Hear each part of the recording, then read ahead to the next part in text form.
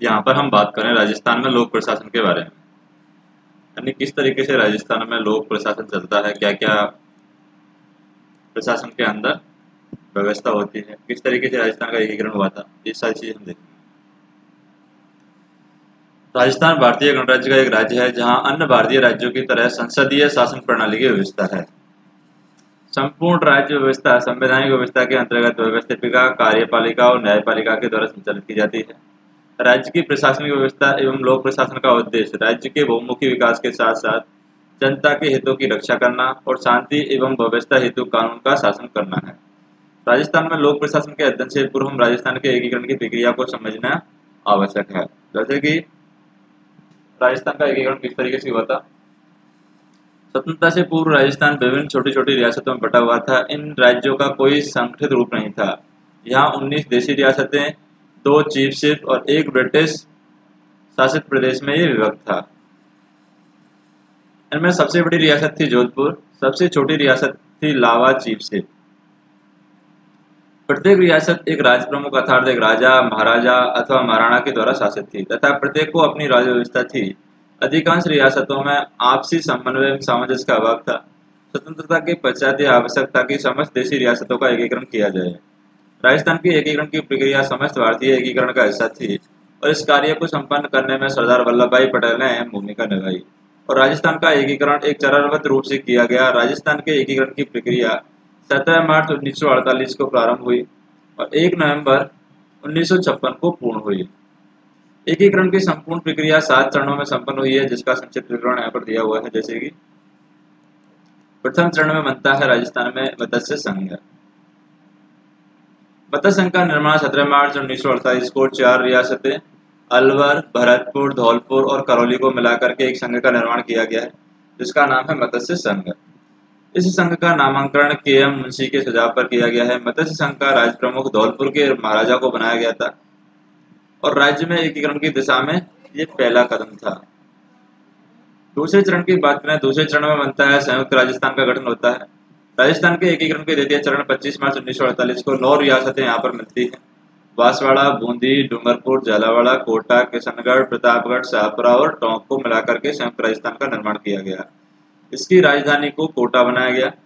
तीसरे चरण में आता है संयुक्त राजस्थान। जैसे कि दूसरे चरण में हमारा क्या बना था, संयुक्त राजस्थान का गठन, और तीसरे चरण में बनाया सिर्फ संयुक्त राजस्थान। 18 अप्रैल 1948 को उदयपुर रियासत को पूर्वी राजस्थान में मिलाकर के संयुक्त राजस्थान का नाम दिया गया।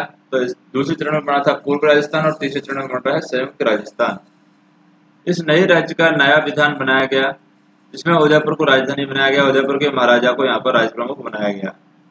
फिर चतुर्थ चरण में बनता है वृहद राजस्थान। राज्य एकीकरण के चतुर्थ चरण में 30 मार्च 1949 को राज्य की 4 बड़ी रियासतें जयपुर, जोधपुर, बीकानेर और जैसलमेर का संयुक्त राजस्थान में विलय के पश्चात वृहद राजस्थान का गठन किया गया और इस वृहद राजस्थान को व्यापक चर्चा के पश्चात एक विधान बनाया गया और इसकी राजधानी जयपुर बनाई गई और राज्य के एकीकरण में महत्वपूर्ण कदम था। इसी कारण बाद में 30 मार्च को प्रतिवर्ष राजस्थान दिवस के रूप में स्वीकार किया गया।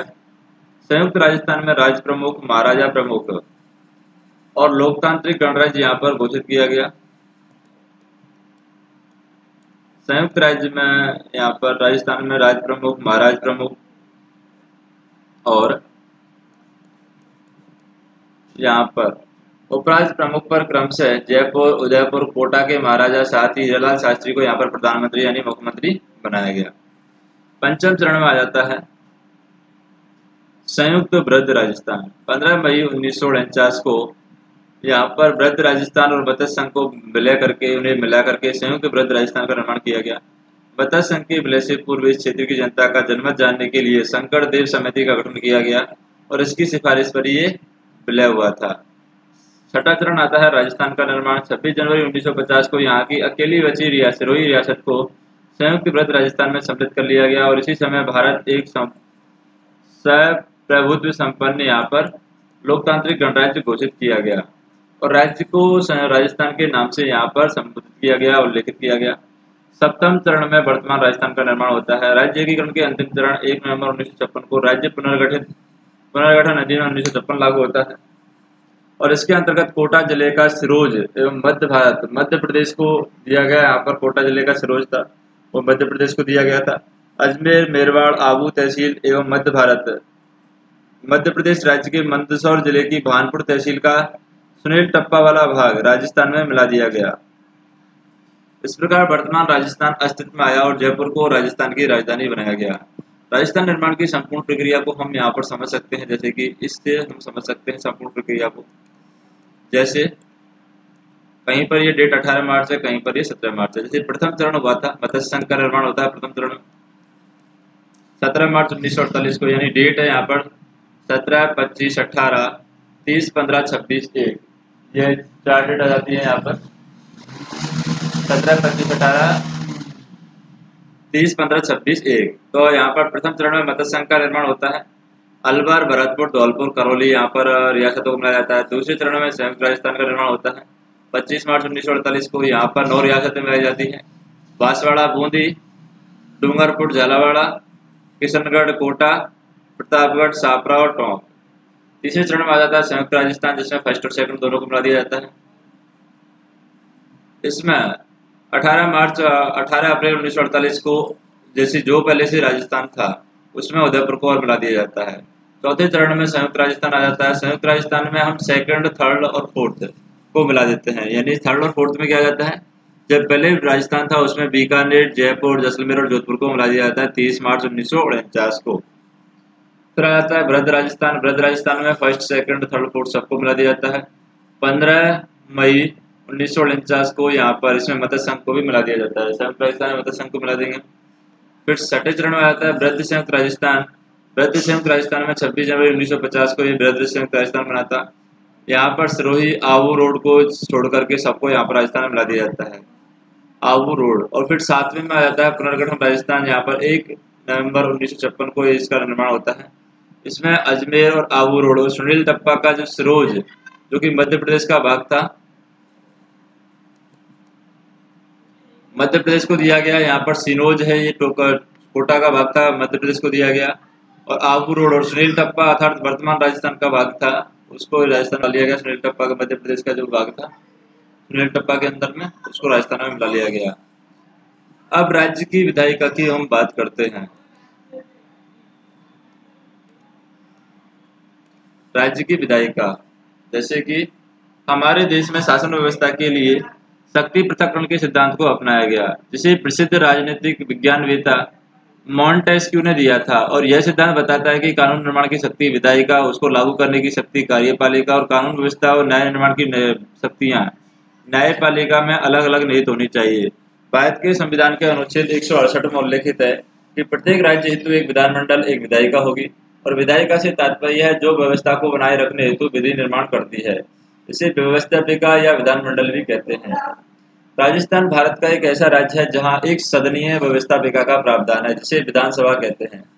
राज्य विधानसभा राज्य के लिए संविधान के अनुसार विधि निर्माण करती है। इसके सदस्य विधायकों का चुनाव राज्य के मतदाता करते हैं।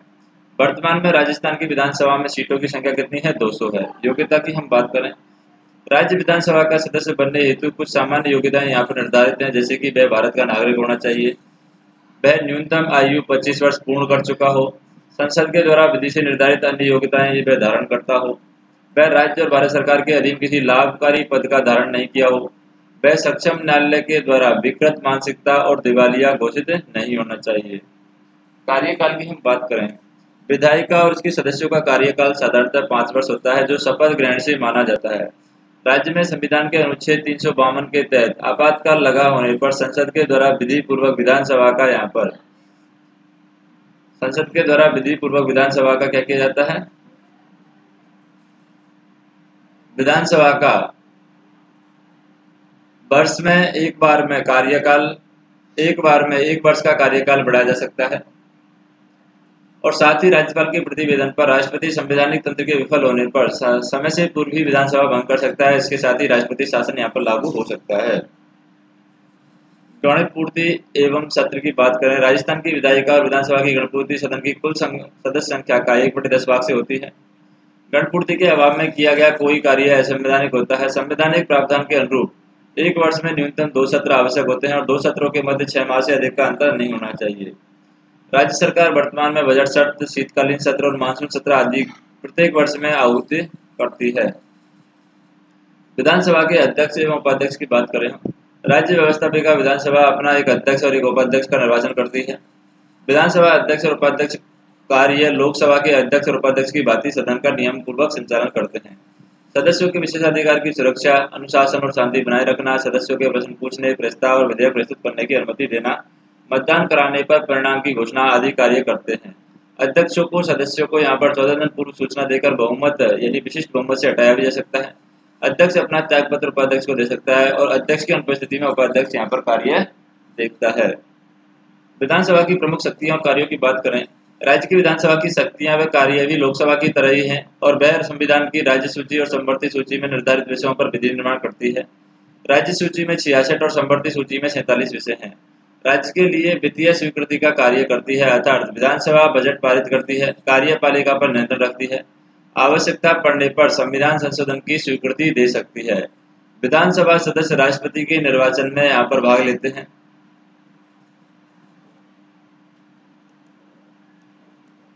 और राज्य की कार्यपालिका की बात करें, हमारे देश में संघ एवं राज्य दोनों स्तरों पर संसदीय प्रणाली को अपनाया गया है। इस प्रणाली में व्यवस्थापिका और कार्यपालिका में घनिष्ठ सहयोगी संबंध रहते हैं। कार्यपालिका विधायिका के प्रति उत्तरदायी होती है। संविधान के अनुच्छेद 154 के अनुसार हमारे राज्य की कार्यपालिका शक्तियां राज्यपाल में निहित होती हैं। उनका प्रयोग वह भी सामान्यतः राष्ट्रपति की भांति मंत्रिमंडल के क्रमानुसार करता है। राज्य में भी कार्यपालिका दो प्रकार की रखी जाती है, प्रथम नाम मात्र की एवं संवैधानिक प्रमुख के रूप में, द्वितीय व्यवस्थापिका कार्यपालिका। नाम मात्र की कार्यपालिका अर्थात जिसके नाम से शासन चलता है, अतः राज्यपाल ऐसी ही कार्यपालिका है जिसके द्वारा शासन संचालित होता है, वास्तविक शक्तियों का प्रयोग होता है, उसे वास्तविक कार्यपालिका कहते हैं। राज्य के मुख्यमंत्री और मंत्रिपरिषद ही वास्तविक कार्यपालिका होते हैं। कार्यपालिका सरकार का द्वितीय अंग है जो व्यवस्थापिका द्वारा निर्मित विधियों के रूप में दिए जाने वाले कार्यों को लागू करने और क्रियान्वित करने का कार्य करती है। हमारे राज्य में संविधान के अनुच्छेद 155 के अनुसार राष्ट्रपति द्वारा राज्यपाल पद पर नियुक्ति की जाती है और यद्यपि नियुक्ति सामान्यतः 5 वर्ष हेतु की जाती है, किंतु राष्ट्रपति उससे पूर्व ही राज्यपाल को हटा सकता है। राज्यपाल पद हेतु कुछ योग्यताएं वांछनीय हैं, जैसे कि वह भारत का नागरिक हो, 35 वर्ष की आयु पूर्ण कर चुका हो। सामान्यतः यह ध्यान रखा जाता है कि वह संबंधित राज्य का नागरिक न हो। राज्यपाल के द्वारा संविधान प्रदत्त कई शक्तियां प्रयोग में लाया जाता है, जैसे कि मुख्यमंत्री की नियुक्ति करना, उसके परामर्श पर मंत्रिपरिषद का यहाँ पर गठन करना और विधानसभा का सत्र आहूत करना और सत्रावसान की घोषणा और विधानसभा को भंग करना। वित्तीय शक्तियां, विधायी शक्तियां और क्षमादान की शक्तियां आदि। मुख्यमंत्री एवं मंत्रिपरिषद अर्थात वास्तविक कार्यपालिका की बात करें, देश में जो कार्य प्रधानमंत्री के हैं लगभग उसी प्रकार की भूमिका और स्थान राज्य में मुख्यमंत्री का होता है। संविधान के अनुच्छेद 163 के अनुसार राज्यपाल को परामर्श देने हेतु एक मंत्रिपरिषद होगी जिसका प्रधान मुख्यमंत्री होगा। राज्यपाल उनके परामर्श अनुसार ही कार्य करता है। सामान्यतः मुख्यमंत्री पद हेतु पृथक से योग्यता नहीं रखी जाती है, लेकिन राज्यपाल ऐसे व्यक्ति को ही मुख्यमंत्री की शपथ दिलाता है जो विधानसभा में बहुमत दल का नेता हो और वह विधानसभा का सदस्य हो। यदि वह विधानसभा का सदस्य नहीं है तो 6 माह में उसे सदस्यता प्राप्त करनी होगी। यदि स्पष्ट बहुमत प्राप्त दल न हो तो राज्यपाल अपनी स्वविवेकीय शक्ति का प्रयोग करता है। संपूर्ण राज्य का शासन प्रशासन सर्वोच्च रूप से मुख्यमंत्री के द्वारा ही चलता है। मुख्यमंत्री अपने दल के कार्यक्रम नीतियों की जन आकांक्षाओं के अनुरूप लागू करने हेतु कई कार्य करते हैं, जैसे कि सर्वप्रथम अपनी मंत्रिपरिषद का गठन करना, मंत्रियों को विभाग बांटना और मंत्रिमंडल की बैठकें बुलाकर अध्यक्षता करना, राज्य प्रशासन व्यवस्था संबंधी मंत्रिपरिषद के निर्णयों से राज्यपाल को अवगत कराना, सभी मंत्रियों विभागों की देखरेख करना एवं समन्वय रखकर सरकार को सुदृढ़ एकता बनाना, विधानसभा में शासन संबंधी नीतियां कार्यों की घोषणा कर विधिवत रूप से दिलाना और सदन तथा सरकार का नेतृत्व यहाँ पर होना। राज्यपाल के द्वारा राज्य के प्रशासन और किसी भी विधेयक के विषय में कोई सूचना मांगे जाने पर क्या करते हैं, इसे उपलब्ध करवाना। मुख्यमंत्री की उक्त शक्तियों एवं कार्यों के क्रियान्वयन हेतु मंत्रिमंडल पूर्ण सहयोग करता है। प्रत्येक विभाग के मंत्रियों के अधीन स्थायी नौकरशाही के रूप में सचिव से लेकर अनेक कर्मचारी होते हैं। मंत्रियों को हटाना, विभाग परिवर्तन करना ही मुख्यमंत्रियों का विशेष अधिकार है। वास्तविक कार्यपालिका होने से मुख्यमंत्री विधानसभा को राज्यपाल को परामर्श देकर समय से पूर्व भंग करा सकता है। दूसरी ओर अविश्वास प्रस्ताव स्वीकार कर विधानसभा मुख्यमंत्री को पद से और समय से पूर्व 5 वर्ष के कार्यकाल से पूर्व भी अपदस्थ कर सकती है। मुख्यमंत्री राज्यपाल और मंत्रिपरिषद के मध्य कड़ी का कार्य करता है। समय समय पर राज्यपाल को शासन संबंधी निर्णयों से अवगत कराता है। वास्तविक कार्यपालिका के रूप में मुख्यमंत्री की वास्तविक स्थिति, उसके दल और उसके व्यक्तित्व, सदन में बहुमत की स्थिति, जनता में लोकप्रियता, विपक्षी दलों में स्वीकार्यता पर निर्भर करती है। इन्हीं पर कोई मुख्यमंत्री शक्तिशाली तो कोई निर्बल मुख्यमंत्री के रूप में जाना जाता है। राज्य प्रशासन की बात करें, राजस्थान में लोक कल्याणकारी राज्य के लक्ष्य की प्राप्ति के लिए एक सुदृढ़ प्रशासनिक तंत्र सृजित किया गया है। प्रशासनिक व्यवस्था के अंतर्गत वर्तमान में राजस्थान को 7 संभागों 33 जिलों में विभक्त किया गया है। इनके निचले स्तरों पर उपखंड और तहसील हैं। उन पर संपूर्ण व्यवस्था में यहाँ पर मुख्यमंत्री के अधीन सर्वोच्च स्तर पर मुख्य सचिव होता है, जो कि भारतीय प्रशासनिक सेवा के वरिष्ठतम अधिकारियों में से एक होता है, मुख्य सचिव। और मुख्य सचिव की नियुक्ति मुख्यमंत्री के द्वारा की जाती है। मुख्य सचिव राज्य के मंत्रिमंडल के सचिव यानी कैबिनेट सचिव के रूप में कार्य करता है। इसका प्रमुख कार्य मुख्यमंत्री और मंत्रिमंडल को प्रशासनिक विषयों पर उचित परामर्श देना है। फिर यहाँ पर बात करें, राजस्थान में राज्य प्रशासन के कार्य संचालित करने हेतु विविध विभाग गठित होते हैं। प्रत्येक विभाग का प्रभारी मंत्री होता है और मंत्री की सहायतार्थ शासन सचिव रहता है। शासन सचिव मंत्रियों को नीति निर्माण में आवश्यक सहायता और सलाह उपलब्ध कराता है। इस प्रकार सचिवों की सहायता से निर्धारित नीति को विभिन्न विभाग अपने निदेशालय द्वारा लागू करवाते हैं। इनका प्रमुख अधिकारी है महानिदेशक या निदेशक होता है। राजस्व और कानून व्यवस्था प्रशासन तंत्र की बात करें, राज्य में राजस्व एवं कानून व्यवस्था के एक ही प्रशासनिक तंत्र गठित किया जाता है। राजस्व एवं कानून व्यवस्था की दृष्टि से राज्य 7 संभागों जयपुर, जोधपुर, अजमेर, उदयपुर, कोटा, बीकानेर और भरतपुर में विभक्त किया गया है। राजस्व संबंधी मामलों में राज्य में सर्वोच्च निकाय राजस्व मंडल है, जिसका मुख्यालय अजमेर में है। प्रत्येक संभाग पर एक भारतीय प्रशासनिक सेवा का अधिकारी संभागीय आयुक्त बैठता है। इसके अधीन सभी जिलों के जिलाधीश और पुलिस अधीक्षक रहते हैं।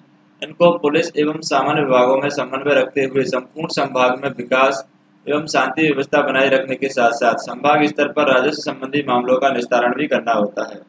जिला स्तर पर कलेक्टर मजिस्ट्रेट का पद सृजित होता है, जो भारतीय प्रशासनिक सेवा का अधिकारी होता है। इसे पूरे जिले की प्रशासनिक व्यवस्था संचालित करनी होती है। इसके अधीन प्रत्येक उपखंड पर उपखंड अधिकारी नियुक्त किए जाते हैं। प्रत्येक तहसील पर एक तहसीलदार होता है, जिसकी मदद के लिए नायब तहसीलदार, कानून को आदि होते हैं। तहसील को पटवार सर्किल में विभक्त किया गया है। इसका प्रमुख पटवारी होता है और एक पटवार सर्किल कई ग्रामों से मिलकर बनता है। और संपूर्ण राजस्व एवं कानून व्यवस्था तंत्र को हम चार्ट से हम यहाँ पर समझ सकते हैं, जैसे कि ये यहाँ पर चार्ट दिया गया है, इसमें हम समझते हैं इसको। जैसे राजस्व मंडल राज्य स्तर पर होता है, संभागीय आयुक्त संभाग स्तर पर, जिला कलेक्टर है जिला स्तर पर, उपखंड अधिकारी उपखंड स्तर पर, तहसीलदार तहसील स्तर पर, नायब तहसीलदार तहसीलदार स्तर पर तहसील स्तर पर होता है, पटवारी पटवारी सर्किल पर। अब पुलिस प्रशासन की हम बात करते हैं। राज्य में कानून और शांति व्यवस्था बनाए रखने हेतु गृह विभाग का गठन किया गया है और यह विभाग राज्य के गृह मंत्री के अधीन निर्देशन में कार्य करता है। गृह मंत्री की सहायता हेतु अनेक अधीन सचिवालय स्तर पर गृह सचिव होता है। पुलिस प्रशासन के मुखिया का पदनाम वर्तमान में पुलिस महानिदेशक यानी डीजीपी है। भारतीय पुलिस सेवा के वरिष्ठतम अधिकारी को इस पद पर नियुक्त किया जाता है और पुलिस का मुख्यालय जयपुर में है। संपूर्ण राज्य की पुलिस प्रशासन की दृष्टि से 8 रेंजों में बांटा गया है। अजमेर, बीकानेर, भरतपुर। जयपुर रेंज प्रथम है, जयपुर रेंज द्वितीय और फिर जोधपुर, कोटा, उदयपुर। एक रेंज का आकार सामान्यतः एक संभाग के समान होता है। प्रत्येक रेंज का प्रमुख अधिकारी पुलिस महानिरीक्षक यानी कि आईजी होता है, जो कि भारतीय पुलिस सेवा का अधिकारी होता है। प्रत्येक रेंज को जिलों में विभक्त किया जाता है और पुलिस प्रशासन के जिलों की संख्या राजस्व एवं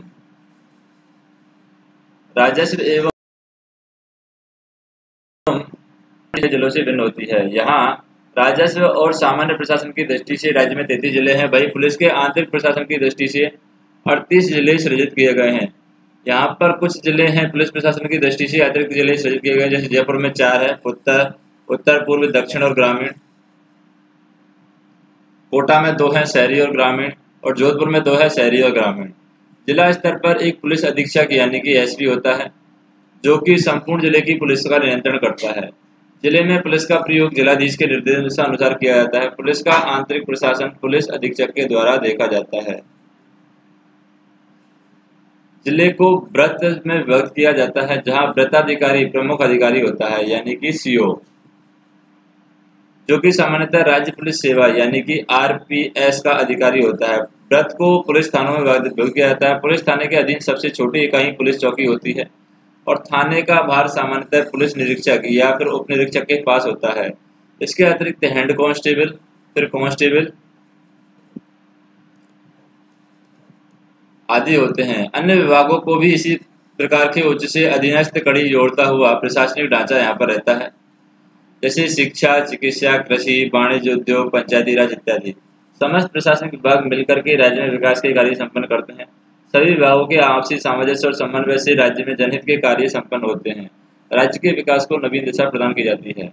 स्थानीय स्वशासन निकाय और पंचायती राज की हम बात करें, लोकतांत्रिक शासन व्यवस्था में लोगों की राजनीतिक सहभागिता,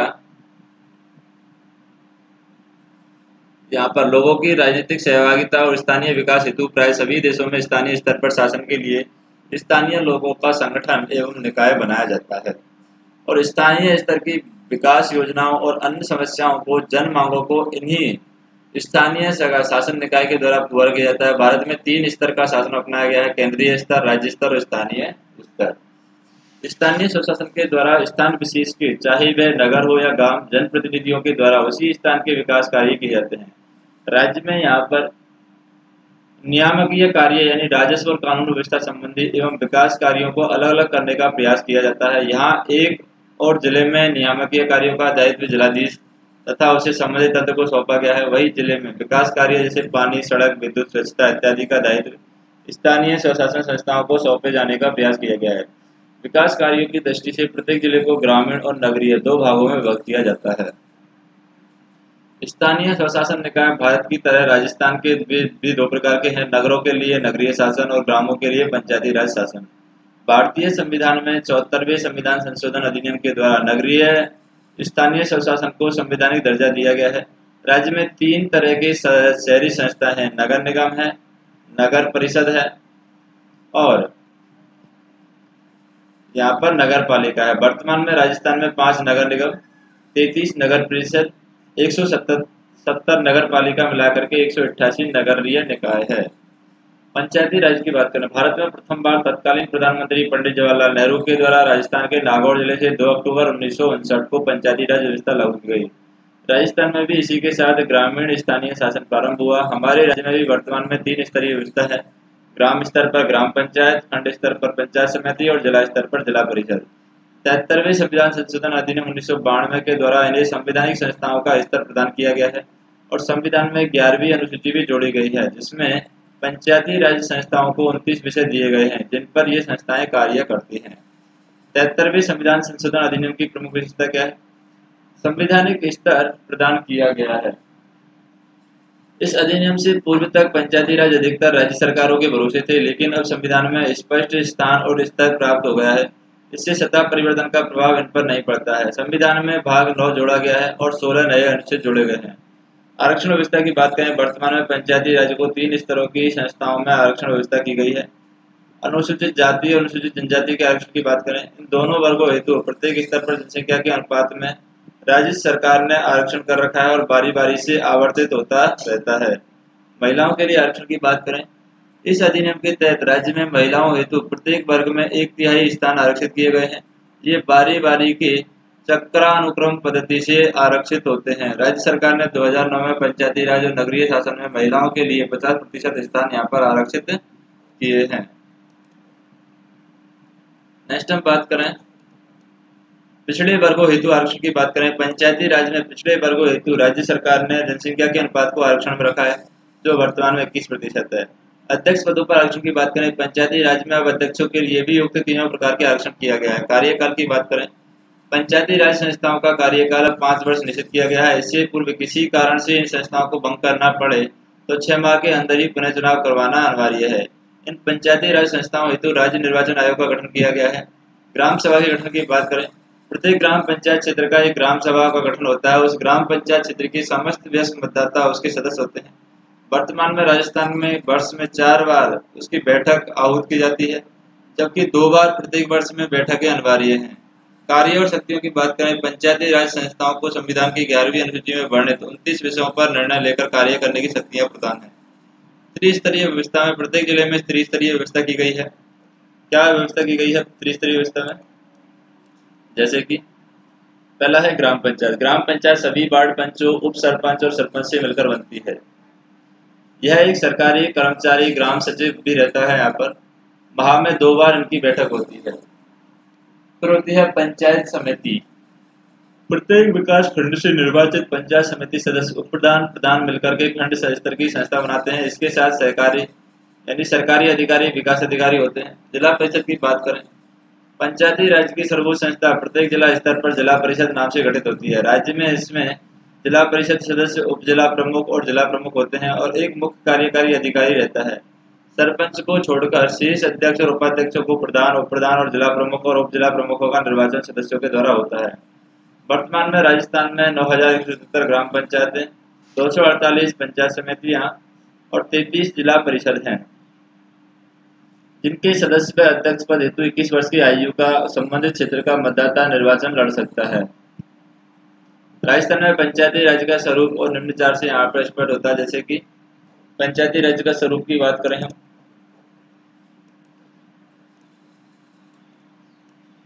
जिला परिषद में जिला प्रमुख, उप जिला प्रमुख और जिला परिषद सदस्य होता है।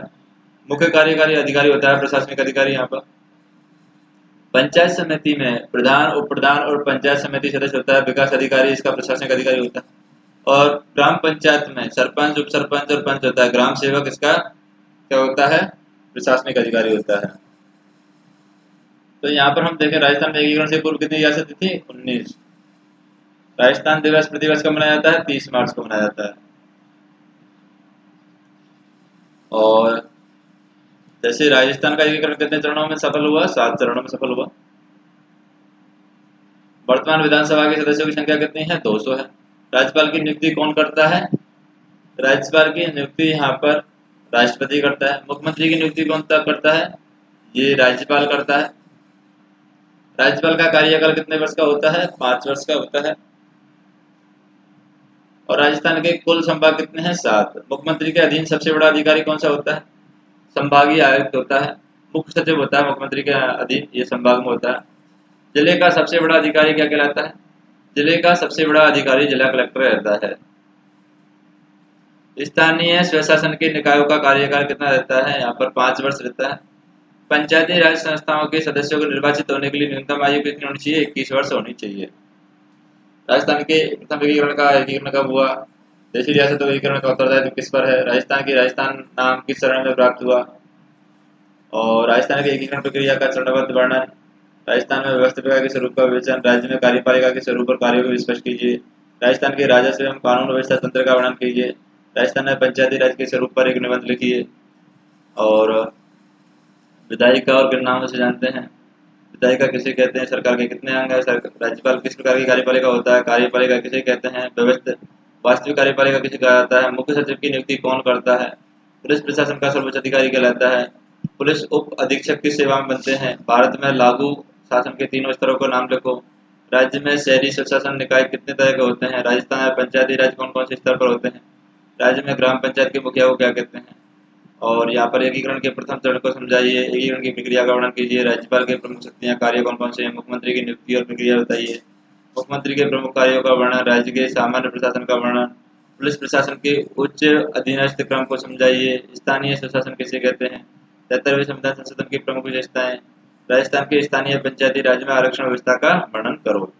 तो नेक्स्ट चैप्टर में हम देखेंगे यहाँ पर जैसे कि जल संरक्षण आज की आवश्यकता है। ये नेक्स्ट चैप्टर में हम देखेंगे।